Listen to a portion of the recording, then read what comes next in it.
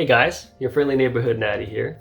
My name is Matthew, and today's video is going to be an update on the Smith & Wesson 442 Pro Series ability to chamber 357 Magnum.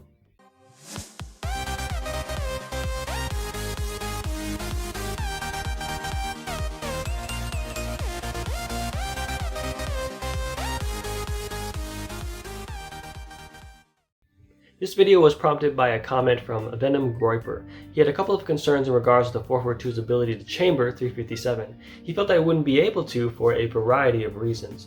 The first of which is that the cylinder of revolvers have a defined ridge in the charging hole that prevent the gun from chambering the incorrect round.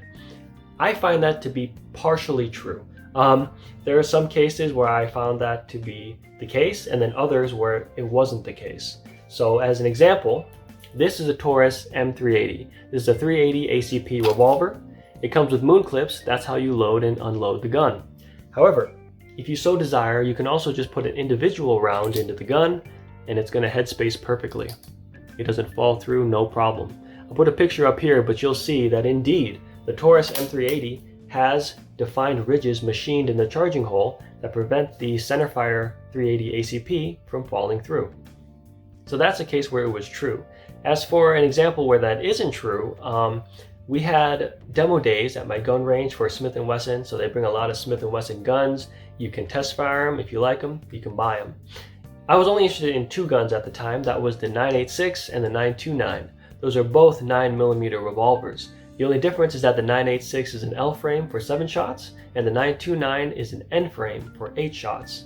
So as I was shooting the 986, I thought, well, you know, my Taurus can shoot without the moon clips. Let me try it on the Smith 986. And it wasn't true.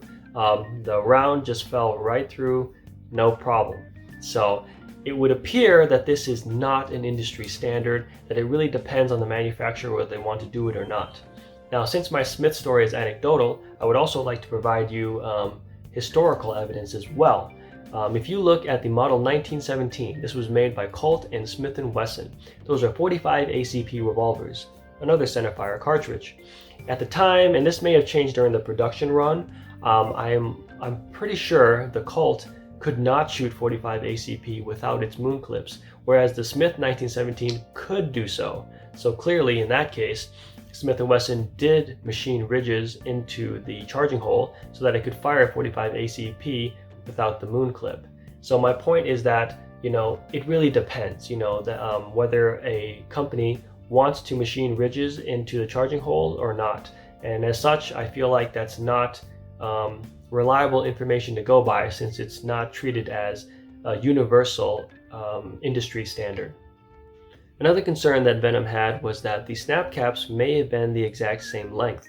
That would make sense for streamlining businesses rather than, you know, pay attention to detail and make them actually different.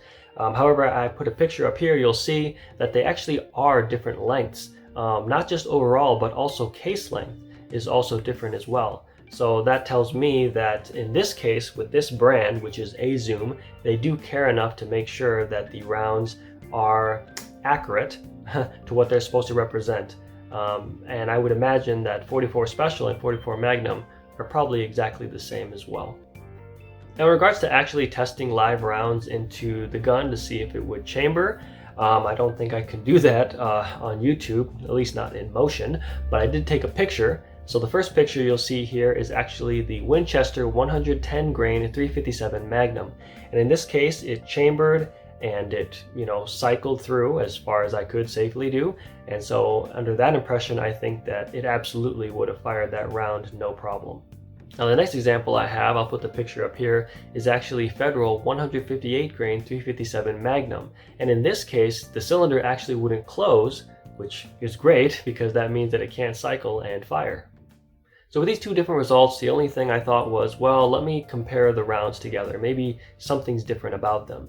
And as far as the overall length, they both actually appear to be the same length, about 1.5625 inches.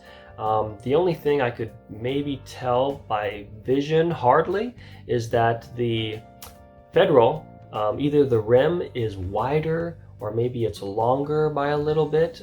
You can kind of look at the pictures here, determine for yourself, but that's the only thing I can think of that's preventing the Federal from being chambered, whereas the Winchester has no problem at all.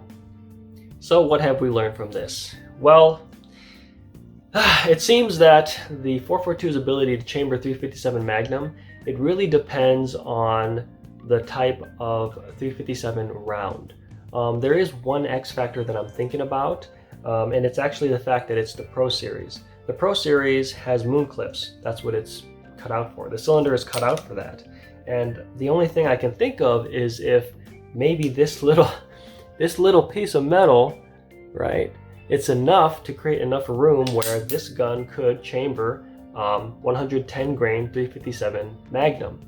The only thing that would really help complete this test, which I can't do because I'm not interested in getting another J-frame, is if you guys maybe have a J-frame, not like this where it's cut out for moon clips, but just a regular J-frame, and just see if you guys, safely of course, can chamber 357 Magnum.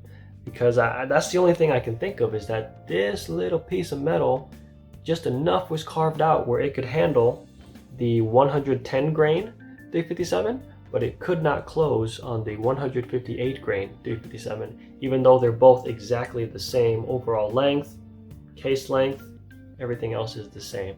So I hope that information was helpful for you guys. If you have any more questions, please let me know. I'm happy to test them out, check them out the best ability that I can. Please like, comment, subscribe, and I'll see you guys next time. Bye now. You learned martial arts! Martial arts, good!